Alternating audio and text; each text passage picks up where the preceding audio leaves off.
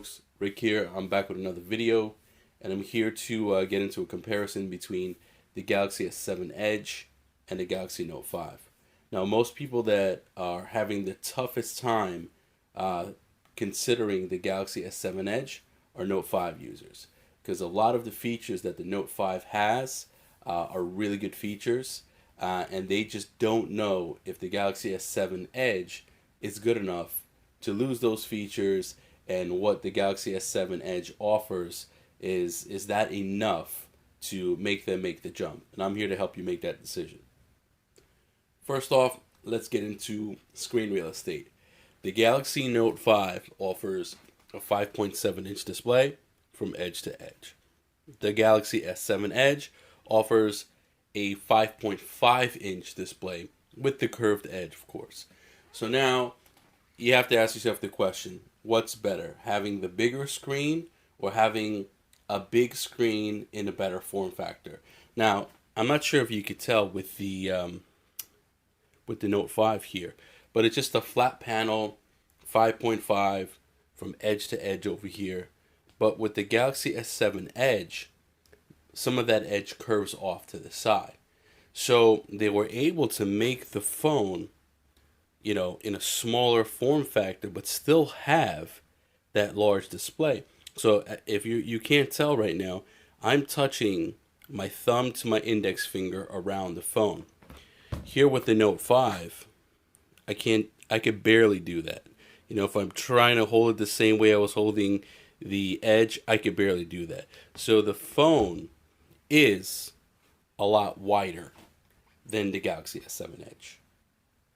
So for mainstream consumers, a lot of people that aren't really up on tech, they just think, when I hear a lot of people complain about the Note, why they went with an S6 or an S6 Edge as opposed to the Note, everyone says the Note is a VCR, it's a big phone. So this might appeal to someone that might have that worry that the Note is just way too big. Now, realistically, it's not that much different in size, but in actual girth, it is. It's similar to the S7, and right here I have an S6 right here, just for size comparison. It's similar to the actual form factor and the girth of an S6 or an S7, as opposed to the Note, which is it's quite a bit more wider than the Galaxy S7 Edge. Now, let's get into design a little bit. The design is very similar. And if you had a Galaxy S6, which is right here, or if you had a Galaxy S6 Edge, very similar in design. Now, we're comparing the Note series to the Galaxy S7 Edge. So now the Galaxy S7 line and the S7 Edge borrowed something from the Note, which is the curved back. So now, one of the big kudos that people were giving the Note series was the curvature on the back. The curvature on the back made the phone feel good in hand. Now, with that added girth, that was a bit of a trade-off. But now you have the best of both worlds. You have less girth, you have a large display, and you have the curvature on the back.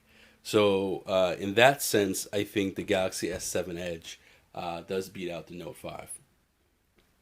Now, if you haven't noticed right now, on the S7 Edge, I have that always on display. Now, this is something that the Note 5 might eventually get in a software update, but currently, one of the key features that the S7 Edge has over the Note 5 is the always on display. Now, you could put a calendar on here, you could put a picture, you could put a bunch of different things on here, and it's supposed to use limited amounts of battery life. So currently, the always on display is only featured on the S7 and the S7 Edge, and you don't have that on the Note series.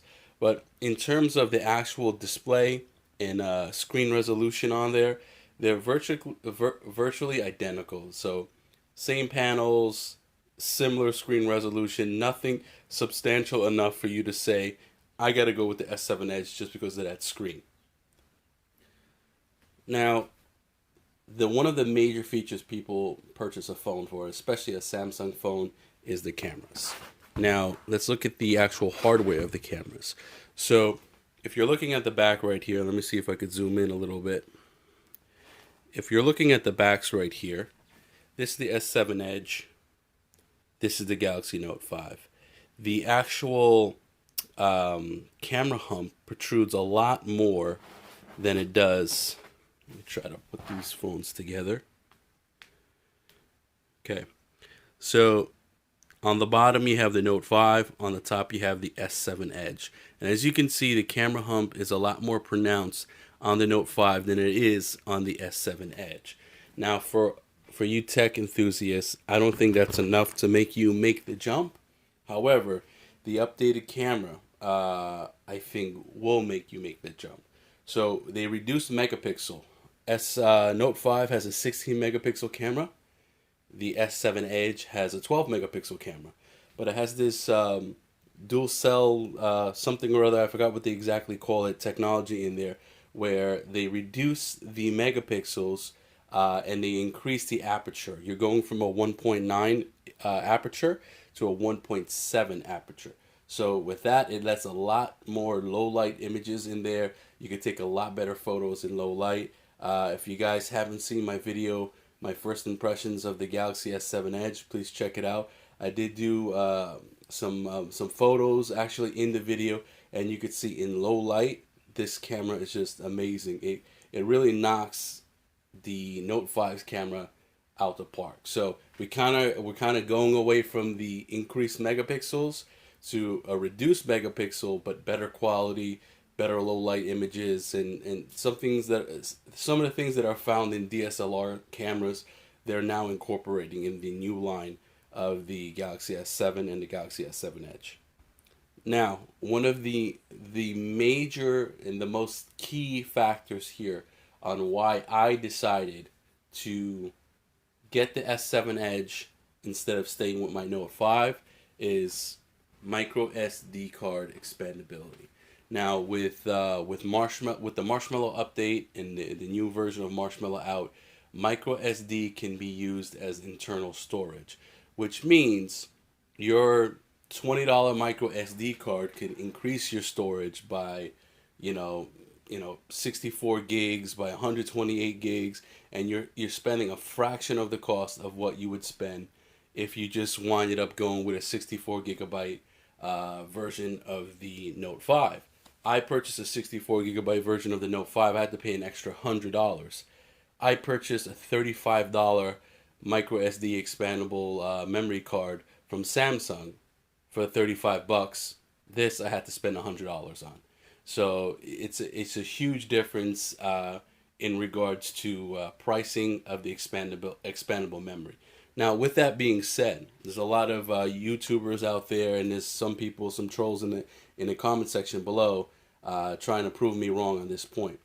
Most tech reviewers will say you should have at least a 90 megabits per second upload speeds on your memory card to work properly with the Galaxy S7 Edge or the Galaxy S7. You could get a slower memory card, but if you get a slower micro SD card, you may have some trouble with pictures loading up in a quick time frame. This was the fundamental issues with the Note 5. I'm sorry, with the Galaxy S5, with the Note 4 series. So the reason why they went to more of a flash memory is because the speeds of upload and downloading photos are so much quicker than expandable memory. And that's a bit of a trade-off. If you want expandable memory, the speeds are going to be a lot lower. But if you get an expandable memory card that's at least 90 megabits per second, you shouldn't notice that much of a difference. So that's the key part of this video.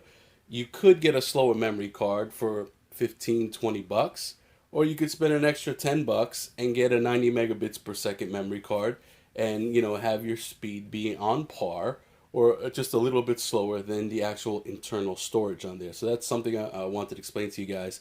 But yes, micro SD expandability was a key factor that the Note 5 didn't have, and the Galaxy S6 and the S6 Edge and the last version of the Galaxy lineup, they did not have it. and they brought it back, and that was huge because a lot of people, their core issues was micro SD expandability and removable battery. We still don't have a removable battery, but in the next topic, in the next head-to-head topic, I'm going to get into that battery life. Okay, let's talk about battery life. The Note 5 has a 3,000 milliamp battery, which was good. You know what I mean? Because the Galaxy S6 right here had like a 2,600 milliamp battery and poor RAM management and had a lot of issues, and everyone hated the Galaxy S6 and couldn't wait to throw this phone out the window because of the poor battery life. Okay, so Samsung, big fail. They sacrificed battery life for design. Okay, Note 5, they upped it to 3,000, obviously because the phone is bigger. They were able to fit a bigger battery in there.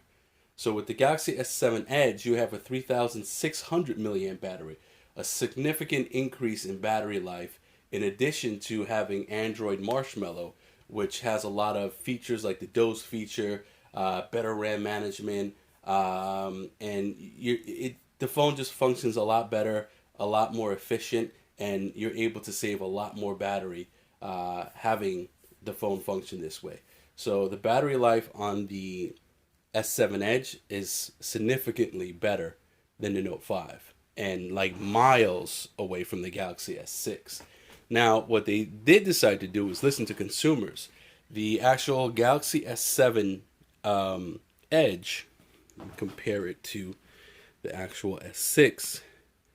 You may not be able to tell here because the Edge is a bit deceiving in size, but they did decide to make the Galaxy S7 Edge and the Galaxy S7 a little bit thicker than the Galaxy S6.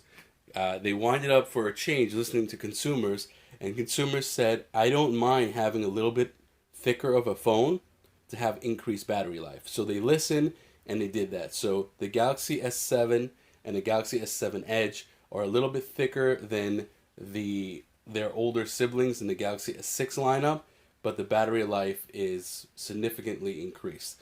When you're getting into the Galaxy S7, you have a 3,000 milliamp battery, which is comparable to the Note, but on the Galaxy S7 Edge, they gave you a 3,600 milliamp battery. So big kudos in regards to battery life. You don't have a removable battery, but this is the next best thing. You have great battery life. You have quick charge technology on this phone. It's still the same quick charge 2.0 technology, but it's just a little bit more efficient than last year's model. So you could get about 50% battery life in 30 minutes. So yes, so if you gave me good battery life and quick charge technology, I'm kind of good with not having a removable battery. Now, one of the core features of why people purchase a Note 5 as opposed to a Galaxy S6 is obviously the productivity of it. So the productivity right now of the Note 5 is amazing. You have your S Pen features right here. You click it out. You don't even have to touch on the screen. You could write, even though it's not working for me right now, but you could write quick memos on the screen. You could screenshot things. You could crop things right from your S Pen. You could basically take your S Pen out and whatever and just take anything and crop it out and send it in images. Some of those productivity features have moved on to the S7 and the S7 Edge. Like you have the ability to screenshot multiple portions of the screen, which was first introduced on the Note 5 lineup, but we do have that on the Galaxy S7 Edge. But you do not have the productivity options that you would have on a Note series, because the Note series is considered the end-all be-all in the Samsung lineup. So you will be losing some of those productivity features. But like I said, there are some flaws to the Note 5. Like if you guys haven't heard about PenGate, which let me try to zoom out a little bit. Okay, so here are some of those quick features. You have Action Memo, Smart Select, Screen Write, S Note, and you could add your own shortcuts to that. But if you guys don't recall PenGate, which was a fatal hardware flaw that Samsung knew about before releasing this phone, but still decided to release it anyway. if you actually put the pen in backwards, or if you have a kid, or one of your children is playing with your phone and they put it in backwards, you will actually break the sensor. There's like this little plastic hook in there, and when you push or force the pen in backwards, it will break the sensor that will actually allow this screen to pop up. So you'll basically lose your S Pen functionality, in the productivity features of it. So that was a big flaw on Samsung. Now, I don't know if this really matters to anybody, and I know they always do these bend tests on the latest version of flagship phones, but if you go online, if you go on YouTube and you try to look at a bend test of the Galaxy S7 Edge or the S7, and they weren't able to bend it. It was like almost virtually impossible to bend it. Obviously with extreme amounts of pressure, the phone will bend and break, but trying to actually bend this phone and break it was very difficult, and I don't think anyone was able to do it with their hands. So again, the processor now on the S7 Edge is a Snapdragon 820. There is an Exynos processor in Europe and other areas of the world, but here in the US, you do have a Snapdragon 820. Here, you do have an Exynos processor because the older Snapdragons, they had those heating issues. So that's why Samsung decided to go with an in-house processor. But with the Snapdragon 820 coming on board and it's really promising, they decided to use that in North America. Also, a key feature that this phone has that the Note 5 doesn't have, they actually have a cooling radiator inside. So it's a bit of like a steel piping that's actually someplace in the back of the device over here, and it's to prevent overheating. So basically, it literally has a fluid or liquid, I don't know what kind of liquid in there, or just straight water, and it goes back and forth to eventually cool the heating of the phone. So it has that cooling feature in there as well, which is a nice feature. And finally, one of another key feature that was given to us on the S5 variant, and now brought back, but in a better way, which the Note lineup doesn't have, or the S6 lineup doesn't have, which is water resistance or waterproofing and dust proofing. This has an IP68 rating, which the Galaxy 5 had an IP67 rating. This could go up to 1 meter in water for 30 minutes, which equates to about 3 feet of water for 30 minutes. I believe it's a lot further and a lot longer. You can have it underwater, but for warranty purposes, Samsung left it at 1 meter for 30 minutes, which is about 3 feet. Now, the benefit of this, as opposed to the Galaxy S5, the Galaxy S5 had all kind of flaps on here. It had like a rubber gasket around the back of the phone. There's no gaskets, no rubber, no nothing. It is a nano coating on there, so that nano coating actually protects the internals of the phone. And this obviously is for fresh water. If you put this in salt water, it could mess up the phone and actually screw up the internals of the phone. So all in all, I'm going to say the Galaxy S7 Edge wins over the Note 5. So if you're considering buying this phone and you currently have a Note 5, I would do it. For microSD expandability, for the waterproofing, for the similar screen size in a better form factor, in a smaller form factor. And for me, I have the silver variant, which we didn't offer before, or Samsung didn't offer before. And I think the silver variant is the most pretty of all the variants, the gold, the white, the black. And for those reasons alone, just for those reasons alone, I decided to go with the Galaxy S7 Edge. The productivity features, do I miss some of them? Yes. But the features that you have here on the Marshmallow update, the features that you have on this phone hardware wise is big screen in a small form factor, color, micro SD expandability, better camera, and the water resistance. No matter what update you get on this Note 5, you're not going to get those hardware features, no matter what. You may get some of the Android Marshmallow features that this phone currently has, but you're not going to get the expandability, you're not going to get the better camera, and you're not going to get the water resistance. So for those key features, I decided to go with the Galaxy S7 Edge. Guys, that was my video comparison between the Galaxy S7 Edge and the Note 5. Don't get me wrong, Note 5 is a beast of a phone. Now, you could probably get some amazing deals on a Note 5. And if you can get a Note 5 cheap for around, $450, even $500, I say grab a Note 5. But with the upgraded features, this is basically what everyone wanted the S6 to be, and it wasn't. So it's a bit of a S6S, I would say. You know what I mean? It kind of looks similar to the S6 Edge, almost identical, and they just enhance a few key features. So no radical design changes, but those key features are huge. So with that being said, Note 5 is an amazing phone. It's a powerhouse of a phone. It has a lot of amazing features, but hands down, S7 Edge beats it out any day of the week. Sorry guys, that was my video. If you have any comments, leave it in the comment section below. I'm sorry I haven't made a video in a while. I was really busy this week, but I will be making quite a few videos coming shortly. I am waiting on my Gear VR, so I'll be doing a Gear VR video as well. Some more S7 videos. I did order some new cases that are in the mail. Tempered glass screen protector with the curved edge for the S7 Edge. Tempered glass screen protector for the S7. And a lot more videos to come. So guys, keep it subscribed to the page. Leave any comments that you may have about these phones, anything you want to see in comparison between the Note 5 and the S7 Edge or the S7. And I'll see you guys in the next video.